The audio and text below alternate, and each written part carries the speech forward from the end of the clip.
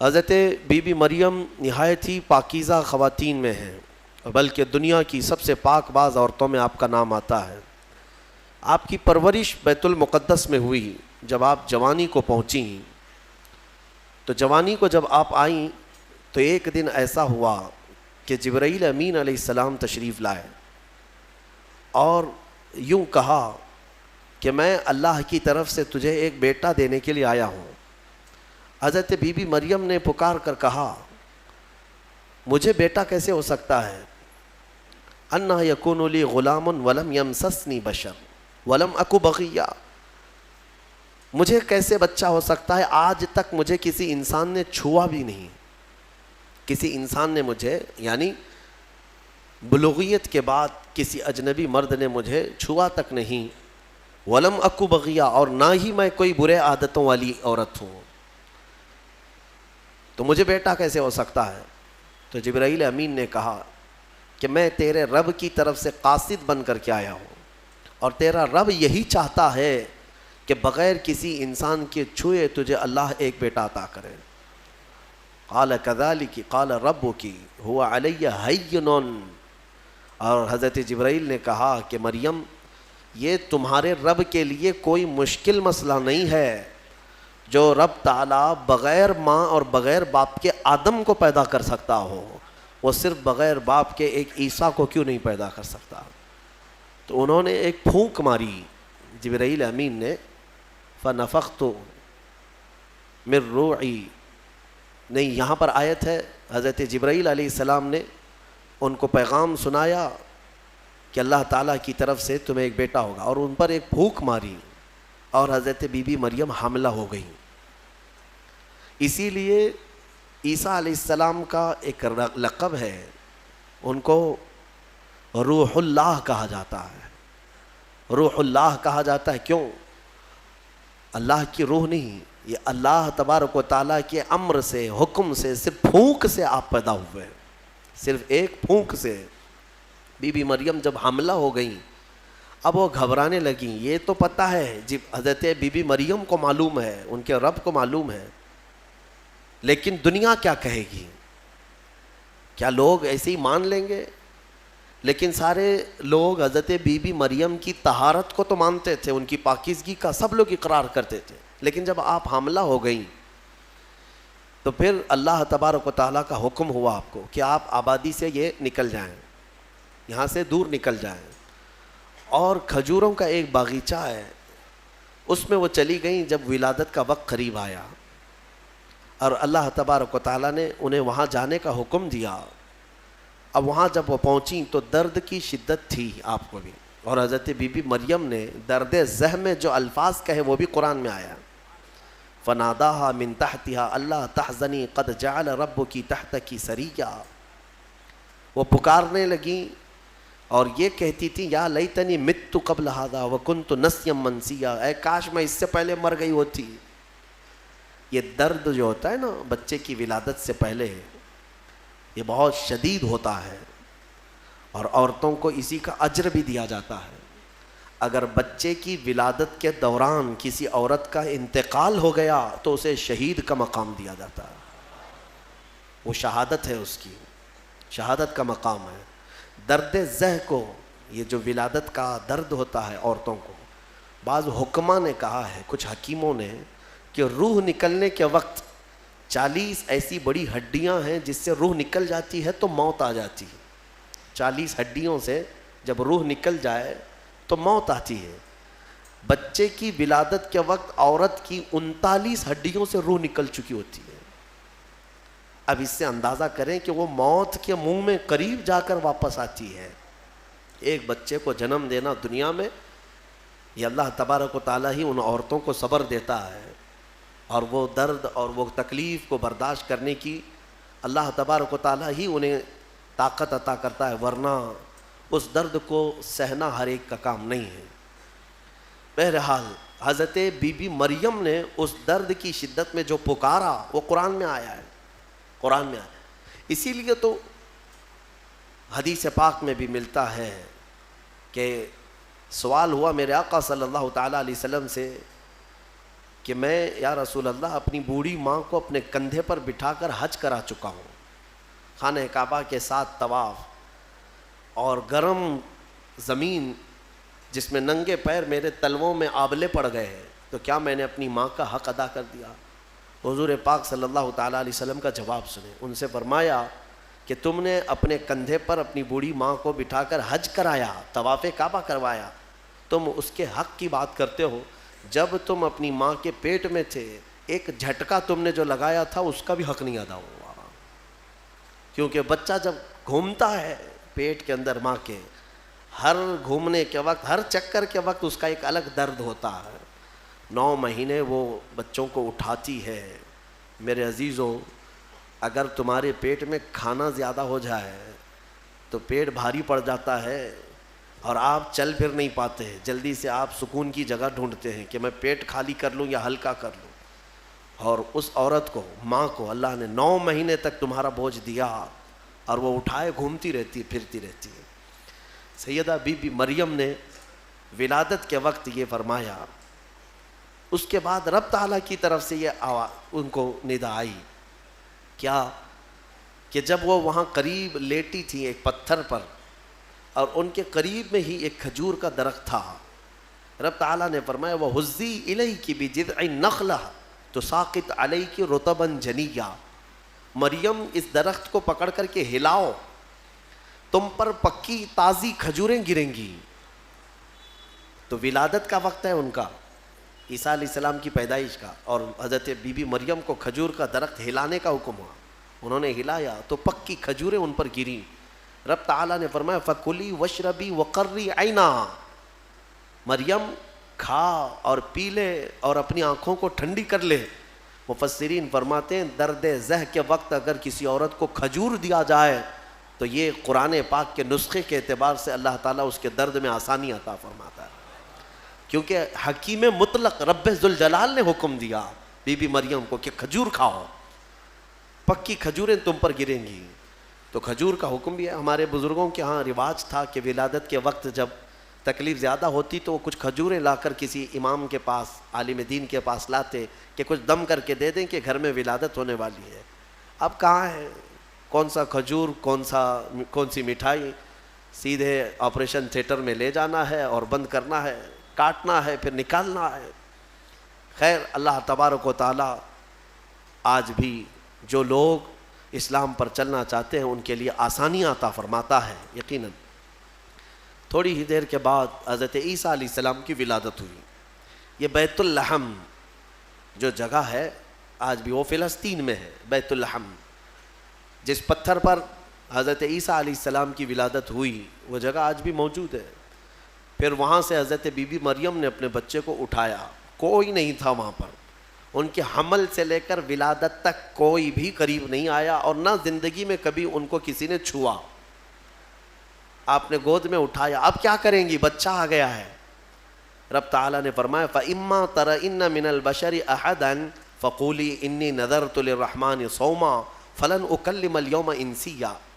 مریم اب اپنی بستی کی طرف جاؤ گی، اگر کوئی انسان تمہیں نظر آئے، لوگ اگر نظر آئیں تو بات مت کرنا کسی سے، ان سے کہنا آج میں نے چپ رہنے کا روزہ رکھا ہے.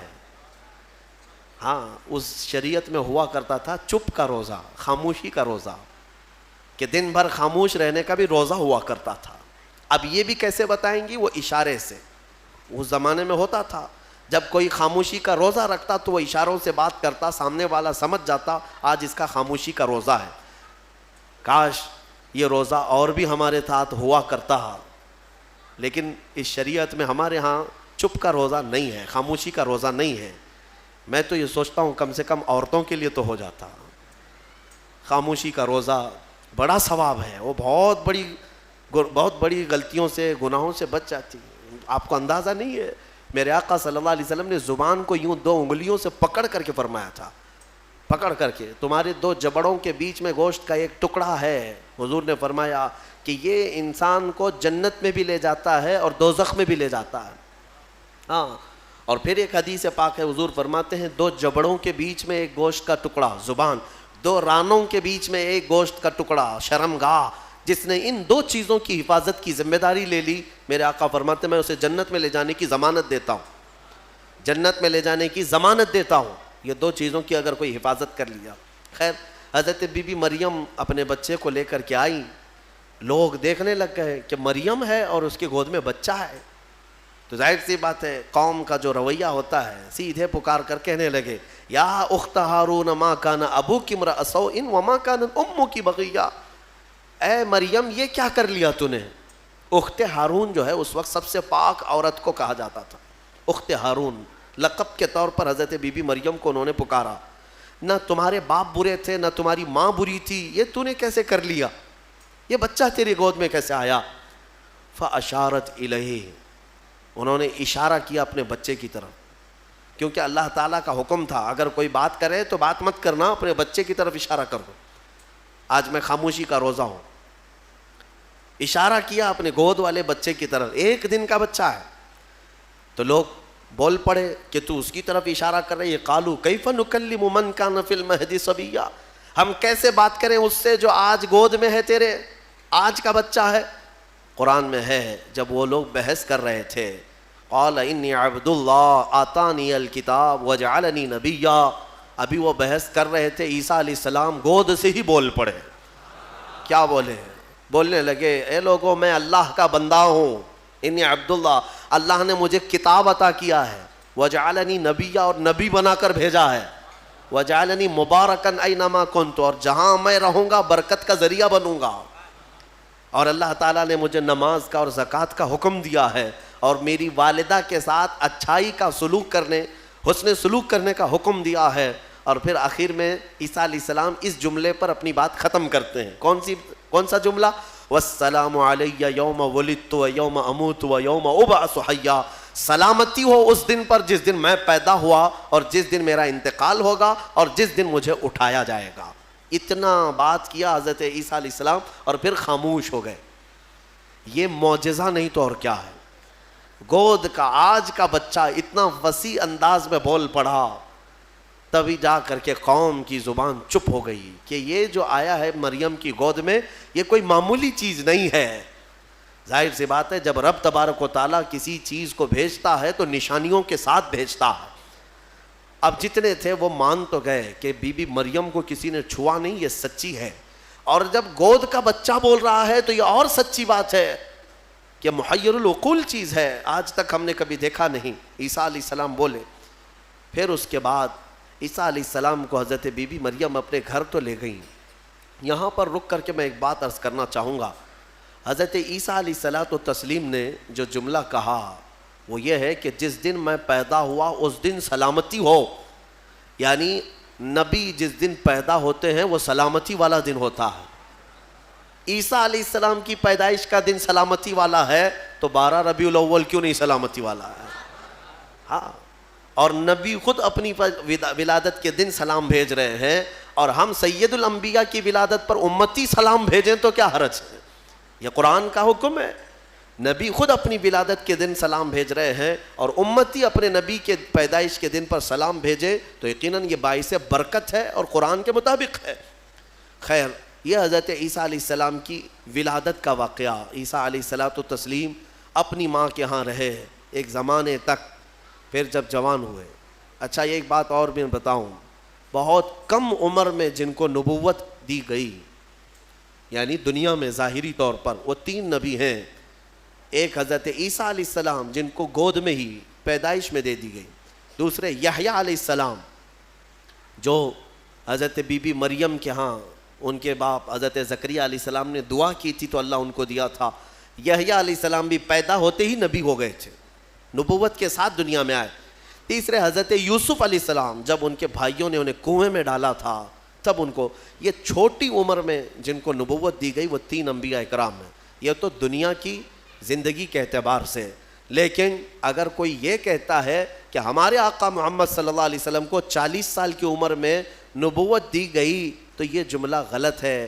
میرے عزیزو، حضور کو نبوت دی گئی نہیں، نبی ہونے کا اعلان کرنے کا حکم دیا گیا۔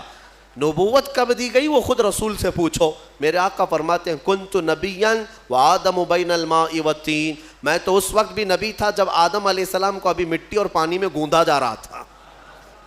آدم علیہ السلام کا ابھی پتلا بھی نہیں تیار ہوا تھا. حضور فرماتے میں اس وقت بھی نبی تھا. تو نبی تو میرے آقا صلی اللہ علیہ وسلم پہلے سے تھے. بہرحال عیسیٰ علیہ السلام اللہ تعالیٰ کی ایک نشانی ہے, ان کی ذات ہی اللہ کی ایک نشانی ہے. کیونکہ عقل میں یہ آ جانا کہ بغیر باپ کے دنیا میں آئے جبکہ ان کی ماں کو کسی مرد نے چھوا نہیں. اسباب تو یہ بتاتے ہیں دنیا میں کہ ایک عورت اور ایک مرد کے اختلاط سے ہی بچہ پیدا ہوتا ہے. دنیا میں بچے کی ولادت ایک مرد اور ایک عورت کے ملنے سے ہی ہوتی ہے. لیکن یہاں عیسیٰ علیہ السلام کی ولادت میں کوئی مرد کا اختلاط نہیں. تو عام انسانوں کے دماغ میں یہ بات نہیں آتی. تو اسباب کی طرف دیکھنے والا انکار کرتا ہے, اور خالق اسباب کی طرف جو توجہ کرتا ہے وہ انکار نہیں کرتا. کیونکہ اسباب تو یہ بتاتے ہیں کہ ایک روٹی کھانے کے لیے کئی منزلوں سے سفر کرنا پڑتا ہے, لیکن میرا رحمان چاہے تو سیدھے آسمان سے دسترخوان بھی اتار سکتا ہے. ہاں, یہ اس سے بھی زیادہ تعجب کی بات میں آپ کو بتاؤں, اس سے بھی زیادہ تعجب کی بات, صالح علیہ السلام اللہ کے نبی ہیں. ان کی قوم بڑی سرکش تھی, نافرمان تھی, اور پتھروں کی پوجا کرتے تھے اور پتھروں کے گھر بناتے تھے انہیں تراش تراش کر کے. حضرت صالح علیہ السلام نے ان کو اللہ کی طرف بلایا تو وہ نشانی مانگنے لگے, کوئی نشانی بتاؤ کہ تم اللہ کے رسول ہو. تو اس زمانے میں پتھروں کے لیے ان کا بڑا مسئلہ تھا کہ پتھروں کی عبادت بھی ہے, پتھروں کے گھر بھی بناتے تھے. حضرت صالح علیہ السلام نے اپنی قوم کو ایک جگہ جمع کیا اور ایک پتھر کو, پہاڑ کا ایک پتھر ہے, اس پتھر کو حکم دیا.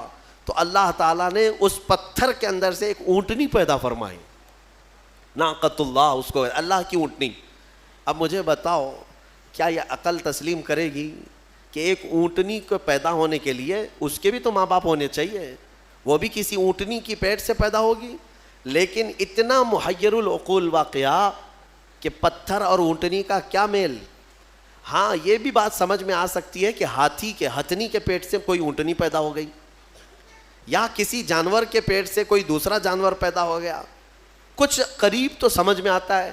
لیکن پتھر کے اندر سے اونٹنی پیدا ہونا یہ سمجھ میں آتا ہے. اللہ تبارک و تعالیٰ جب اپنی نشانیاں دکھانا چاہتا ہے تو اسی طرح کی معجزے اپنے نبیوں کو دیتا ہے اور ظاہر کرتا ہے تاکہ لوگ ان اللہ کے نبیوں کی حقانیت کو تسلیم کریں. اسی لیے ہم کہتے ہیں کہ پتھروں سے پانی کا جاری ہونا سمجھ میں آتا ہے. اگر تم پیاسے ہو, ہم نے کہیں پتھر میں سوراخ کر دیا اور پانی بہنے لگ گیا تو آپ پانی پی لیں گے, ہو سکتا ہے تھوڑا بہت تعجب کریں گے, تھوڑا بہت تعجب کریں گے, ہاں انہوں نے پتھر سے پانی نکال دیا. لیکن دماغ میں تمہاری یہ تو ہے کہ بہت سارے پہاڑوں میں دیکھا ہے ہم نے پتھروں کے بیچ سے پانی بہتا ہے. لیکن محمد الرسول اللہ صلی اللہ علیہ وسلم کے صحابہ جب پیاسے ہوئے تو پتھر سے میرے آقا نے نہیں, انگلیوں کے بیچ سے پانی جاری کر کے دکھایا. سمجھ میں آتی ہے یہ بات؟ پتھر سے نکلنا تو سمجھ میں آتا, انگلیوں سے نکلنا, اور انگلیوں سے میرے عزیزوں پسینہ نہیں کہ 2 بوند 4 بوند نکل گیا ہو پانی اور اس کو جمع کر لیا ہو, بلکہ صحابہ فرماتے ہیں اس وقت مجمع میں 1400 صحابہ تھے اور سارے صحابہ نے پیٹ بھر کر پانی پیا. پنجاب رحمت حضور کی انگلیوں سے جو نکلے اس پانی سے سارے صحابہ 1400 صحابہ نے پانی پیا, اپنے مویشیوں کو, جانوروں کو پلایا, اپنے برتنوں میں اور اپنے مٹکوں میں سب بھر بھی لیا. اور صحابی فرماتے ہیں اس وقت اگر ہم 10,000 بھی ہوتے تو وہ پانی کم نہ ہوتا, اس سے زیادہ کی تعداد بھی ہو. یہ جو معجزے ہیں اللہ تبارک و تعالیٰ کے نبیوں کے لیے دیے جاتے ہیں, اور یہ نشانیاں حضرت عیسیٰ علیہ الصلوۃ والتسلیم اللہ رب العزت کی کھلی نشانی تھے. اب آگے میں بتاتا ہوں, ایک تو ان کی پیدائش ہی نشانی ہے, ان کی ولادت ہی ایک نشانی ہے. لیکن جب آپ جوان ہوئے ہیں اور لوگوں کو اللہ کی طرف بلائے, ایک خدا کی دعوت, اس کے باوجود لوگ نشانیاں پوچھتے رہے کیونکہ وہ یہودیوں کی جماعت میں آئے تھے. بنی اسرائیل میں حضرت عیسیٰ علیہ السلام پیدا ہوئے, اس وقت یہودی تھے, اور یہودی نافرمان قوم اکثر نبیوں کو جھٹلایا کرتے, یہاں تک کہ نبیوں کا قتل بھی کرنے میں ان کا بڑا ہاتھ رہا ہے. یہودیوں نے تقریباً 10,000 نبیوں کو قتل کیا ہے. ہاں, ہم اللہ کے نبیوں کو, قرآن صاف کہتا ہے وَيَقْتُلُونَ النَّبِيِّينَ بِغَيْرِ حَقٍّ وَيَقْتُلُونَ الْأَنْبِيَاءَ بِغَيْرِ حَقٍّ. نا حق یہ نبیوں کو قتل کیا کرتے تھے یہ یہودی. کیونکہ ان کی طبیعت کا اگر مسئلہ نہیں ملتا تو نبی کو مار دیتے. ان کو اپنی طبیعت کا مسئلہ چاہیے ہوتا, شریعت ان کو ویسی چاہیے جیسا وہ چاہیں. انبیاء کرام علیہ السلام کوئی کمپرومائز کرنے کے لیے نہیں آتے, وہ حق کے داعی ہوتے ہیں, حق کے داعی ہوتے ہیں. بہرحال حضرت عیسیٰ علیہ السلام جب جوان ہوئے تو آپ کو پھر سے نشانیاں پوچھی گئیں کہ آپ اللہ کے رسول ہیں, آپ اللہ کے نبی ہیں, کوئی نشانی. اب اللہ تعالیٰ نے آلریڈی ان کی ولادت ایک نشانی ہے, پھر ان کو معجزے عطا کیے. کون کون سے معجزے؟ عیسیٰ علیہ السلام کو 3 معجزے اور دیے گئے. 3 معجزے وہ کیا تھے؟ عیسیٰ علیہ السلام خود اپنی زبان میں فرماتے ہیں, جس کو قرآن میں اللہ تبارک و تعالیٰ نے بیان فرمایا. کیا ہے؟ احیی الموتى باذن اللہ, ابرئ الاکمہ والابرص واحیی الموتى باذن اللہ. اور ایک ہے وانبئکم بما تاکلون وما تدخرون فی بیوتکم. 3 معجزے. توجہ چاہتا ہوں, عیسیٰ علیہ السلام کو 3 معجزے دیے گئے. پہلا معجزہ, کوڑ کی بیماری والے, سفید داغ والے کوئی بھی بیمار آئیں, عیسیٰ علیہ السلام اپنا ہاتھ رکھتے تو صحیح ہو جاتا.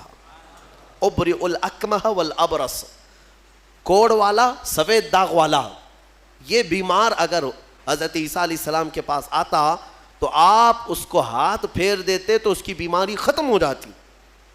دوسرا معجزہ, وَأُحْيِي الْمَوْتَى بِإِذْنِ اللَّهِ, کہتے ہیں کہ میں مردوں کو اللہ کے حکم سے زندہ کر دیتا ہوں.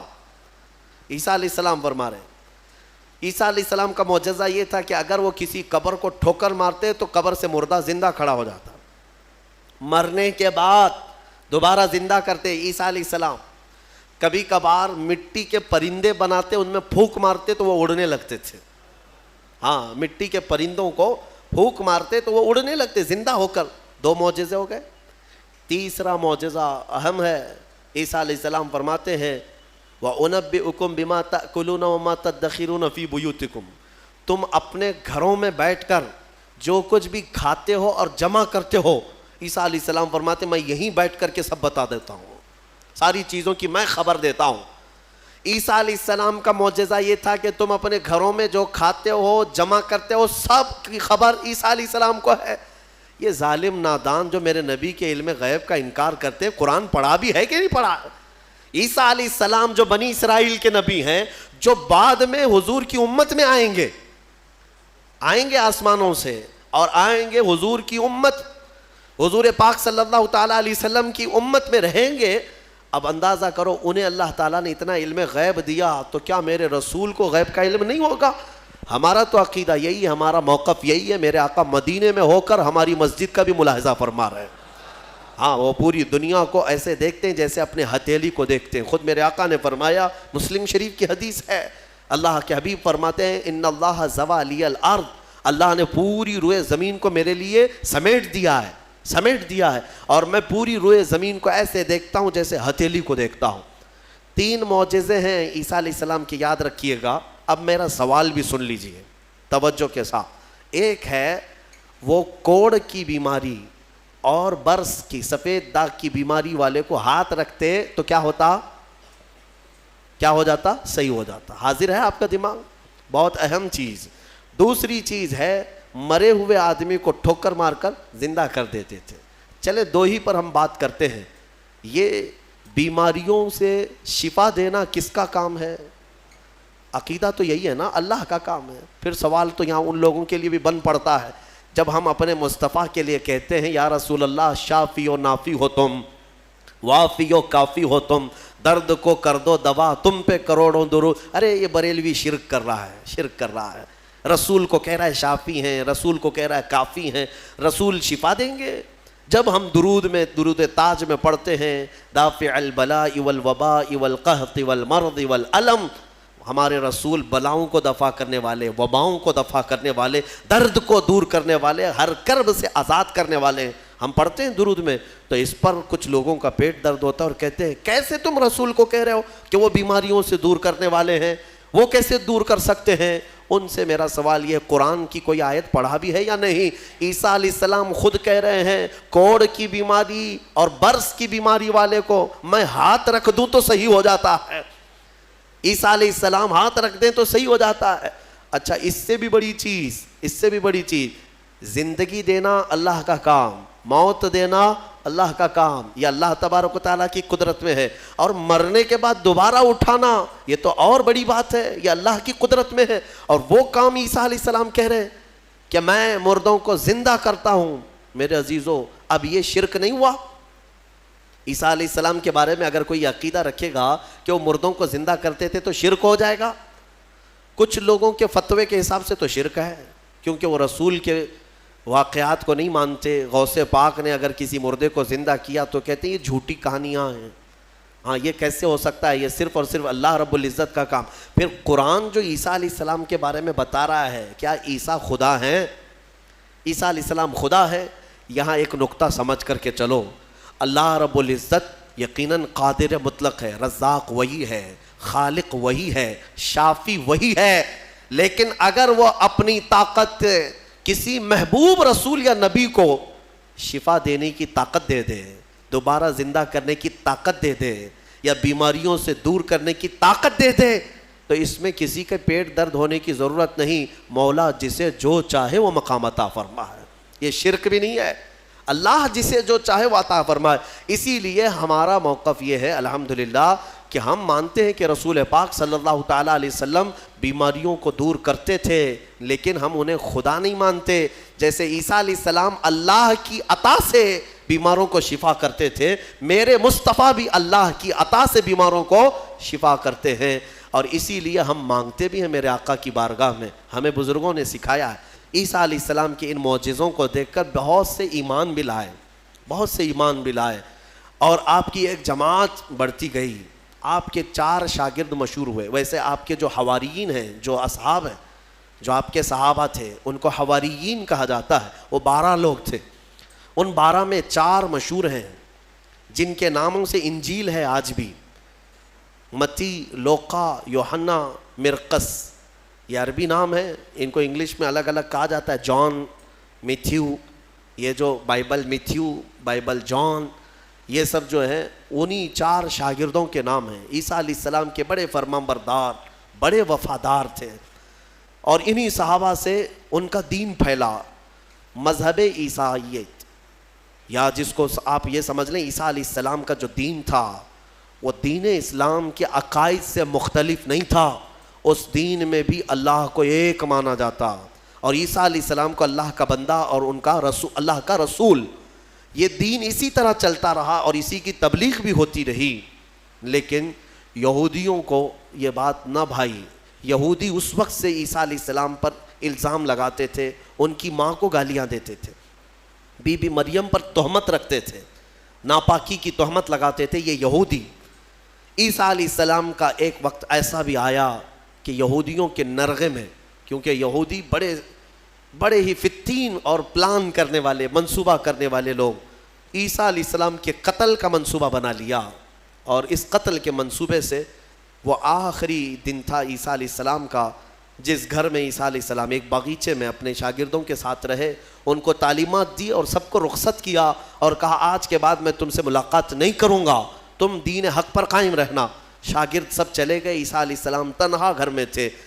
یہودیوں کی ایک جماعت آئی قتل کے منصوبے سے، اور سب کے سب ہتھیار سے لیس ہو کر حضرت عیسیٰ علیہ السلام کے گھر کا گھیراؤ کر لیے، اور گھیراؤ کر کے رات کے وقت آپ کو قتل کا منصوبہ تھا، لیکن یہودیوں نے اپنے ایک آدمی کو اندر بھیجا کہ جاؤ دیکھ کر کے آؤ عیسیٰ کیا کر رہے ہیں، کس حالت میں ہے۔ ایک شخص اندر آیا عیسیٰ علیہ السلام کو دیکھنے کے لیے، یہودیوں کا ایک شخص اندر آیا، اور جیسے ہی وہ اندر آیا قرآن میں مولا فرماتا ہے وَلَكِنْ شُبِّهَ لَهُمْ، یعنی جس کا مفہوم یہ ہے کہ اللہ نے عیسیٰ علیہ السلام کی شکل اس آدمی کو دے دی، اور عیسیٰ علیہ السلام کو آسمانوں پر اٹھا لیا، آسمانوں پر اٹھا لیا۔ بَلْ رَفَعَهُ اللَّهُ إِلَيْهِ، قرآن میں اللہ فرماتا ہے اللہ نے ان کو اپنی طرف اٹھا لیا۔ عیسیٰ علیہ السلام آج بھی زندہ ہیں، آسمانوں پر باقی ہیں۔ اب وہ شخص اندر آیا، بہت دیر تک وہ باہر نہیں آ رہا تھا، تو یہودی باہر جو کھڑے تھے وہ پریشان تھے کہ ہمارا جو آدمی گیا ہے وہ آیا نہیں ابھی تک۔ اس کے بعد سبوں نے کہا چلو کہاں اس کو دیکھیں گے، حملہ کرتے ہیں۔ سب کے سب گھس گئے، اور اندر جو شخص تھا وہ عیسیٰ علیہ السلام کی شکل کا دکھ رہا تھا، اسی کو پکڑ کر لائے، اس کو خوب مارا، اور پھر لا کر کے باہر سولی پر چڑھا دیا، سولی پر چڑھا دیا، صلیب پر، اور پھانسی دے دی۔ پھانسی دینے کے بعد پھر ان کو یاد آیا ہمارا آدمی کہاں گیا جو ڈھونڈنے کے لیے گیا تھا. تو وہ کچھ لوگ تھے جو جانتے تھے پاؤں جو نیچے سے تھے وہ نہیں بدلے تھے, اللہ نے اس کی اصلی شکل پر ہی رکھا تھا. تو کچھ لوگوں نے پاؤں دیکھ کر کے کہا یہ تو ہمارا آدمی ہے, اس کے پاؤں تو ہمارے آدمی کی طرح ہے. لوگوں نے کہا اگر یہ ہمارا آدمی ہے تو پھر عیسیٰ کہاں گئے, عیسیٰ اس گھر سے کہاں گئے؟ ان کو ہم نے اندر جاتے دیکھا ہے, اندر ہم نے گھیرا کیا ہے, وہ کہاں گئے؟ اسی شک میں رہ گئے یہ عیسیٰ ہے کہ ہمارا آدمی ہے. کچھ کہتے ہمارا آدمی ہے, کچھ کہتے نہیں عیسیٰ ہے. اسی چکر میں رہ گئے یہ لوگ, ان کو پتہ ہی نہیں تھا کہ عیسیٰ علیہ السلام کہاں گئے. ظاہر سی بات ہے عیسیٰ علیہ السلام جب آسمانوں پر اٹھا لیے گئے, اب اگر یہ خبر کوئی دے گا تو کوئی اللہ کا نبی ہی دے گا نا, کوئی نبی ہی دے گا, غیب کی خبر کون دے گا؟ اور اتفاق کی بات عیسیٰ علیہ السلام کے آسمانوں پر اٹھائے جانے کے بعد سے لے کر 550 سال تک کوئی نبی نہیں آیا. اس کے بعد اگر کوئی نبی آیا تو ہمارے آقا محمد صلی اللہ علیہ وسلم آئے, صرف حضور آئے 570 سال کے بعد. میں آپ کو بتاتا ہوں ان یہودیوں کے چکر کو اور عیسائیوں کے چکر کو بھی, عیسائی بیچارے ان کو خود کو بھی نہیں معلوم تھا کہ ہمارے نبی کہاں ہیں. بعض کا عقیدہ یہ بن گیا کہ ہمارے نبی کو سولی پر چڑھا دیا گیا, اسی لیے آج بھی وہ لوگ سلیب ڈال کر کے گھومتے رہتے. ایک جماعت اس میں یہ بن گئی, ایک جماعت یہ کہنے لگی ہمارے نبی کو یہودیوں نے سلیب پر چڑھا دیا, پھانسی پر چڑھا دیا, اور اس پر پھر عقیدے گڑنے لگ گئے. عقیدے کیا کیا گڑ لیا کہ ہمارے نبی نے جو پھانسی پر چڑھ کر کے قربانی دی ہے, بلیدان دیا ہے, وہ ہم سب کے گناہ معاف کرانے کے لیے قربانی دی ہے. تو اب یہ جتنے چاہے گناہ کرتے رہے, خوب شراب پئیں, خوب ناچیں, کیونکہ وہ سولی پر چڑھ کر کے سب معاف کرا دیے. یہ ایک جماعت نے اس میں عقیدہ گڑھ لیا اور عیسائیوں کی ایک جماعت اسی پر چلتی رہی. ایک جماعت پھر بھی حق پر رہی جو عیسیٰ علیہ السلام کے چاروں شاگرد تھے. انہوں نے کہا نہ ہمارے نبی کو سولی پر چڑھایا گیا ہے, نہ ہمارے نبی نے ہمارے لیے قربانیاں دی ہیں, یعنی کہ وہ پھانسی پر چڑھ کر کے سب کے گناہ معاف کرائے, بلکہ ان کا عقیدہ تھا کہ اللہ رب العزت نے عیسیٰ علیہ السلام کو اپنے جلوں میں رکھا ہے. وہ کہاں ہے وہ اللہ بہتر جانے اور عیسیٰ جانے. ایک وقت آئے گا جب عیسیٰ کی حقیقت لوگوں کو معلوم ہوگی. یہ ایک حق جماعت ہمیشہ کہتی رہی اور اسی پر وہ لوگ باقی رہے.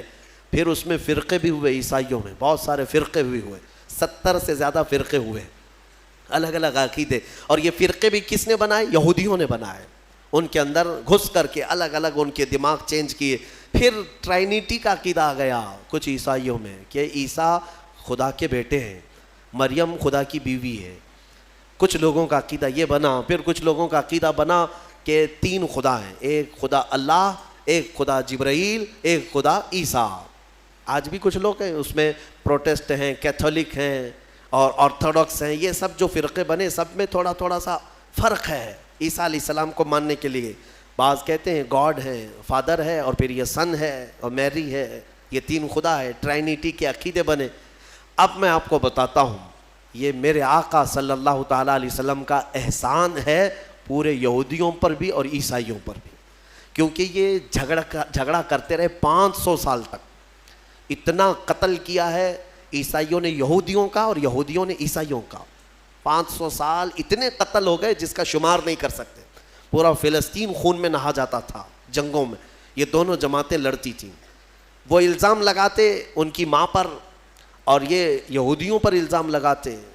اور قرآن بھی کہتا ہے وقالت الیہود لیست النصارى علی شیء وقالت النصارى لیست الیہود علی شیء. دونوں کہتے تھے. عیسائی کہتے تھے یہودی کوئی چیز ہی نہیں ہے, اور یہودی کہتے عیسائی کوئی چیز ہی نہیں ہے. دونوں لڑتے تھے. 570 سال کے بعد میرے آقا صلی اللہ علیہ وسلم جب جلوہ بار ہوئے اور پھر میرے آقا پر قرآن کی آیتیں اتری اور سورہ مریم اتری, تب میرے آقا نے علل اعلان فرمایا کہ اے لوگوں مریم پر تہمت نہ رکھو, وہ اللہ کی سب سے پاک باز بندی ہیں. عیسائیوں کو احسان ماننا چاہیے میرے آقا کا کہ حضرت بی بی مریم کی طہارت پوری دنیا میں اگر عیسیٰ علیہ السلام کے بعد کسی نے بیان کی ہے تو میرے مصطفیٰ نے بیان کیا. ہاں, اور دوسری بات حضرت عیسیٰ علیہ السلام کہاں گئے, کہاں ہے؟ عیسائیوں کو بھی نہیں معلوم، یہودیوں کو بھی نہیں معلوم. میرے آقا صلی اللہ علیہ وسلم نے قرآن کی وحی اترنے کے بعد لوگوں کو بتایا کہ یہ سب آپس میں اختلاف کرتے ہیں. حقیقت یہ ہے کہ عیسیٰ علیہ السلام کو نہ پھانسی دی گئی، نہ سولی پر چڑھایا گیا، بلکہ عیسیٰ علیہ السلام کو اللہ نے آسمانوں پر اٹھایا ہے، اور قیامت کے قریب عیسیٰ علیہ السلام پھر دنیا میں نازل ہوں گے. یہ عقیدہ میرے آقا نے دیا. ان عیسائیوں کو تمیز نہیں ہے، انہیں پتہ نہیں ہے اسلام کی دشمنی میں مرے جاتے ہیں ہاں، اور جال بنتے ہیں. انہیں معلوم ہونا چاہیے کہ اسلام کے آنے کے بعد یہ احسان ہے میرے آقا صلی اللہ علیہ وسلم کا کہ بی بی مریم کی بھی طہارت بیان کی اور عیسیٰ علیہ السلام کی حقیقت بھی بیان کی ہے. اللہ تبارک و تعالیٰ ان گمراہ عقیدوں سے ہماری حفاظت فرمائے. ہمیں سورہ فاتحہ میں مولا نے جو سنایا ہے، سکھایا ہے، وہ یہی ہے، اہدنا الصراط المستقیم. دعا کرتے نا، اے اللہ ہمیں سیدھا راستہ چلا، اے اللہ ہمیں سیدھا راستہ چلا. کون سا سیدھا راستہ؟ صراط الذین انعمت علیہم، وہ راستہ جس پہ چلنے والوں پر مولا تو نے انعام نازل فرمایا. غیر المغضوب علیہم ولا الضالین، اے اللہ ان لوگوں کا راستہ نہ چلا جو بھٹک گئے اور جن پر تیرا غضب نازل ہوا. اب تفسیر پڑھیں گے تو آپ کو پتہ چلے گا کہ یہ دونوں کون ہیں جن پر اللہ کا غضب ہوا اور جو بھٹک گئے. جن پر غضب ہوا وہ یہودی ہیں اور جو بھٹک گئے وہ عیسائی ہیں. مولا تعالیٰ ان دونوں جماعتوں سے ہماری حفاظت فرمائے، ہمیں راہ حق عطا فرمائے، اور مولا کریم ہمیں ہمارے مصطفیٰ کریم صلی اللہ علیہ وسلم کے دامن میں قیامت میں ہمارا حشر فرمائے. وآخر دعوانا ان الحمد للہ رب العالمین.